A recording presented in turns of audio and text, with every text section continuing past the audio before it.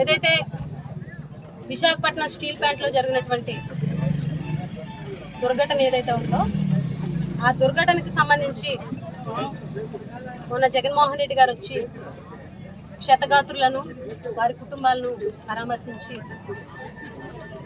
వారికి ధైర్యం చెప్పినటువంటి సంగతి మీ అందరికీ కూడా వారికి అండగా ఉంటాము ఖచ్చితంగా అని చెప్పి ధైర్యం చెప్పినటువంటి సంగతి ప్రతి ఒక్కరికి కూడా తెలిసినటువంటి విషయమే. అయితే జగన్మోహన్ రెడ్డి గారు వచ్చి వెళ్ళిపోయిన తర్వాత ఈ రాష్ట్ర హోంమంత్రి వంగలపూడి అనిత గారు నిన్న ప్రెస్ మీట్ పెట్టి ఇష్టం వచ్చినటువంటి వాగుడనా ఆవిడ వాగేది ఎప్పుడు వాగుడే కాదు. ఆవిడ ఏవైతే వ్యాఖ్యలు చేశారో జగన్మోహన్ రెడ్డి గారిని ఉద్దేశించి జగన్మోహన్ రెడ్డి గారికి స్టీల్ ప్లాంట్ గురించి మాట్లాడే హక్కు లేదట, జగన్మోహన్ రెడ్డి గారిని చూస్తే నవ్వు వస్తుందట, జగన్మోహన్ రెడ్డి గారు స్టీల్ ప్లాంట్ గురించి ఎప్పుడు మాట్లాడారట, జగన్మోహన్ రెడ్డి గారు స్టీల్ ప్లాంట్ ప్రైవేటీకరణ చేసేయాలనుకున్నారు. అసలు లోకేష్ గారికి పవన్ కళ్యాణ్ గారికి ఉన్న అభిమానులు అంత అభిమానులు జగన్కు ఉన్నారా అని చెప్పేసి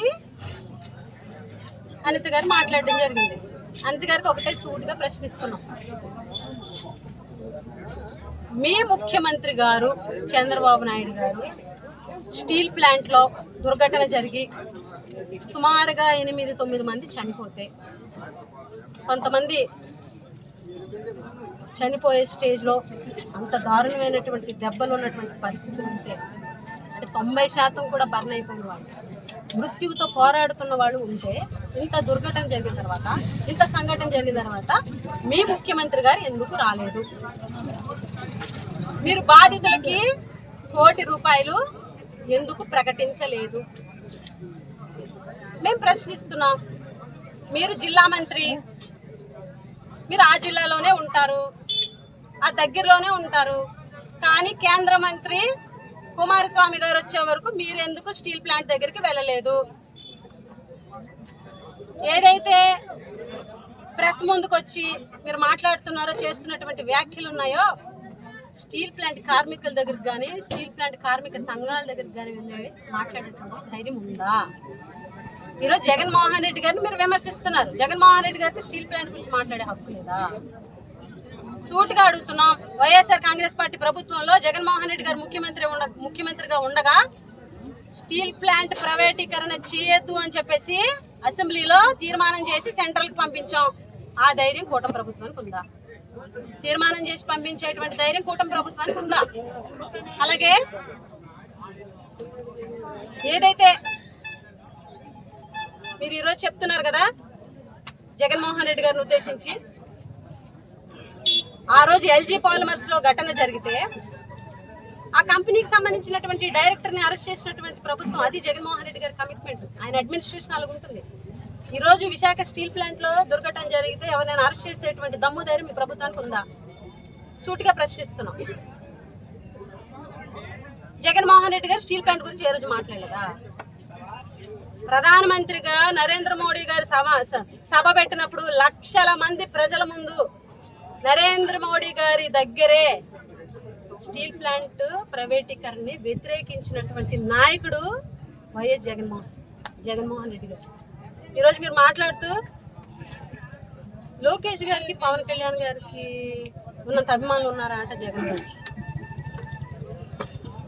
జగన్మోహన్ రెడ్డి గారి పేరు చెప్తే నవ్వు వస్తుంది. మీరు వేసిన జోకులు మా అందరికీ నవ్వు వస్తుంది. ఎందుకంటే పవన్ కళ్యాణ్ గారు అంటే cinema hero, fan base okay. ఈరోజు లోకేష్ గారు ఫ్యాన్ బేస్ గురించి మీరు మాట్లాడుతున్నారు. సూట్గా అడుగుతున్నాం, మీరు లోకేష్ గారికి సంబంధించి ఏ సభనే తీసుకోండి, మా జగన్మోహన్ రెడ్డి గారి సభలకి ఇంచు దగ్గరికి వస్తే మేమందరం రాజకీయాలు వదిలేస్తాం. ఏ సభనే తీసుకోండి. ఈరోజు జగన్మోహన్ రెడ్డి గారి ఫ్యాన్స్ గురించి, ఫ్యాన్ బేస్ గురించి మీరు పోల్చి మాట్లాడతారా? ఈరోజు ఈ రాష్ట్రంలో హోంమంత్రిగా ఒక అసమర్థ హోంమంత్రి, ఫెయిల్యూర్ మీరు. ఏదైతే మీ ప్రభుత్వంలో చేసినటువంటి సర్వేలోనే మీకు 21వ ర్యాంక్ వచ్చినటువంటి పరిస్థితి, లా అండ్ ఆర్డర్ విషయంలో కానీ దేంట్లోనైనా సరే. మీ జిల్లాలో, మీ కాన్స్టిట్యున్సీలో ఒక దళిత బాలికపై అత్యాచార యత్నం జరిగితే కనీసం పట్టించుకోనటువంటి హోంమంత్రి మీరే మాట్లాడేది ఈరోజు. మీరు హోంమంత్రి అయిన తర్వాత గంజాయి పెరిగిపోయింది, మద్యం ఏరులై పారుతుంది, ఎక్కడికక్కడ ఆగాయిచ్చారు, ఎక్కడికక్కడ దారుణాలు. మా కుటుంబంలో ఒక కుర్రోడు నడి రోడ్డు మీద గంజాయి మత్తులో చంపేశాడు. రీసెంట్గా వెలుగులోకి వచ్చిన ఘటన నిన్న మీడియా గ్రూపుల్లో చూసా. కత్తితోటి పొడి చేసినటువంటి ఘటన వీడియో హల్చల్ అవుతుంది. నిన్న కాక మొన్న పాలకొండ నియోజకవర్గంలో ఒక గిరిజన ఆడబిడ్డని చంపేసి కట్టేసి, చేతులు కాళ్ళు ఇరిసేసి కట్టేసి చెరువులో పడేసినటువంటి వైద్యం. దీని దేనికి మీరు స్పందించరు. ఈరోజు స్టీల్ ప్లాంట్ దుర్ఘటనలో చనిపోయిన వాళ్ళకి ₹1 ఇవ్వడానికి మీకు ఎటువంటి ఆలోచన రాదు. కానీ మీరు సింగపూర్ టూర్కి వెళ్ళడానికి మాత్రం కోట్లు ఖర్చు పెడతారు. చంద్రబాబు నాయుడు గారు, పవన్ కళ్యాణ్ గారు స్పెషల్ ఫ్లైట్లకి కోట్లు ఖర్చు పెడతారు. అలాగే అమరావతిలోని తుప్పలు నరకడానికి 35 కోట్లు అట. రామోజీరావు గారి సంస్మరణ సభకి కోట్ల రూపాయలు. అన్ని కోట్లు వృధాగా ఖర్చు పెట్టడానికి ప్రభుత్వం దగ్గర డబ్బులు ఉంటాయి. కానీ ఈ దుర్ఘటనలో చనిపోయినటువంటి కార్మికులకు ఇవ్వడానికి మాత్రం మీ దగ్గర డబ్బులు లేవని చెప్తున్నారు. సిగ్గుండాలి. అనిత గారికి రాష్ట్రంలో జరిగే ఆడపిల్లల మీద అఘాయిత్యాలు జరుగుతుంటే అక్కడికి వెళ్ళడానికి టైం ఉండదండి. వాళ్ళ కాన్స్టిట్యున్సీలో దుర్ఘటనలు జరిగితే అక్కడికి వెళ్ళడానికి టైం ఉండదు. కానీ మ్యూజికల్ నైట్స్కి వాటికి వెళ్ళి అటెండ్ అవడం, అక్కడ పాటలు పాడడం, అక్కడ డ్యాన్స్లు వేయడం, వాలీబాల్ ఆడడం, కబడ్డీలు ఆడడం, కోడి పంజాల్లో పాల్గొనడం, వీటన్నిటికీ హోంమంత్రి గారికి టైం ఉంటుంది. కానీ ఆంధ్ర రాష్ట్రంలోని ఎక్కడ దుర్ఘటన జరిగి ఆడపిల్లలకు అఘాయిత్యాలు జరుగుతున్నా కూడా వాళ్ళ దగ్గరికి వెళ్ళి పరామర్శించి వాళ్ళకి భరోసా ఇచ్చి ఫ్యూచర్లో ఇలాంటి సంఘటనలు పునరావృతం కాకుండా చూస్తామనేటువంటి భరోసాను మాత్రం కల్పించడానికి మీకు టైం లేదు. మన విశాఖపట్నంలోనే దారుణంగా ఒక ఆడపిల్లని చంపేసి ముక్కలు కట్ చేసి ఫ్రిడ్జ్లోని బయట పడేసినటువంటి దుర్ఘటన మీరుంటున్నటువంటి జిల్లాలోనే జరిగింది. మీరు ఇన్ఛార్జి మంత్రి విజయనగరంకి అక్కడ ఒక రౌడీ షీటర్ అంతిమయాత్రలో జరిగినటువంటి గలాట ఎంత సిగ్గుచేటు. వాళ్ళు చేసినటువంటి హడావిడి మీరు మాట్లాడుతున్నారు. అలాగే ఆవిడ మాట్లాడుతూ ఇంకో మాట అన్నారు.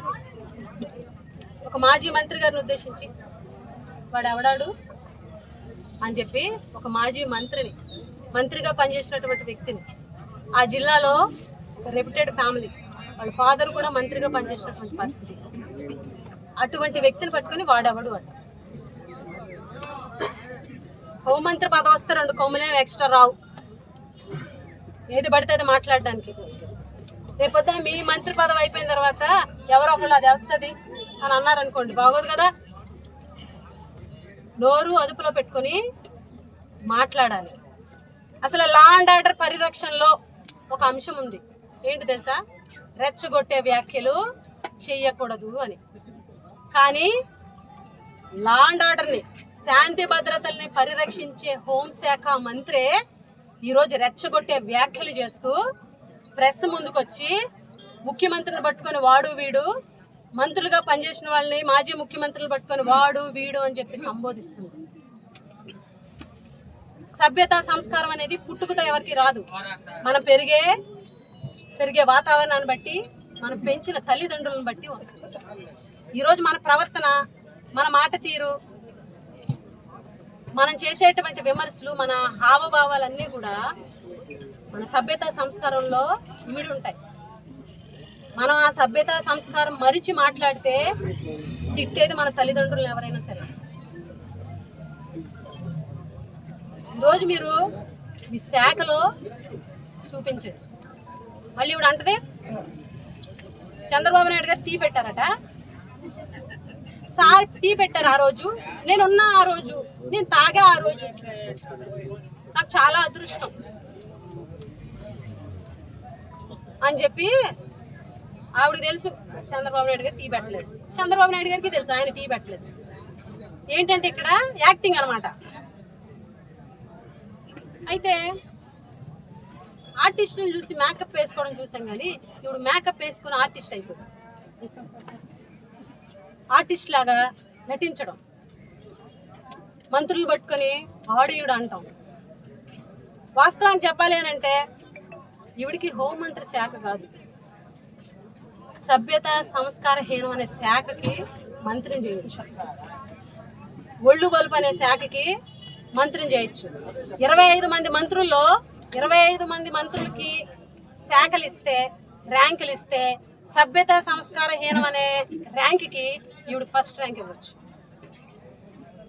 మాట్లాడేటప్పుడు తిన్నగా మాట్లాడండి, సభ్యతతో మాట్లాడండి. మీరు మహిళని మర్చిపోయి మాట్లాడకండి.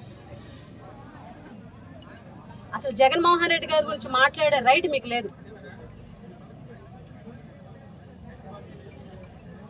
నేను ఒకటే చెప్తున్నా, మీ నోటు దురుసు తగ్గదు.